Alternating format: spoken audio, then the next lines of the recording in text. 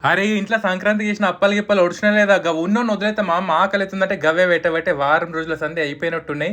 ఇక ఫైనల్లీ నాకైతే బయటికెళ్ళి ఆర్డర్ పెట్టుకునే ఛాన్స్ వచ్చింది. అందుకే స్పైసీ పికిల్ హబ్ అని ఇన్‌స్టాగ్రామ్ పేజ్ నుంచి 4, 5 రకాల తొక్కులు, 3, 4 రకాల స్నాక్స్ ఆర్డర్ పెట్టుకున్నా. ఎస్పెషల్లీ వీళ్ళ దగ్గర పూతరేకులు ఉంటాయి చూడుండ్రి.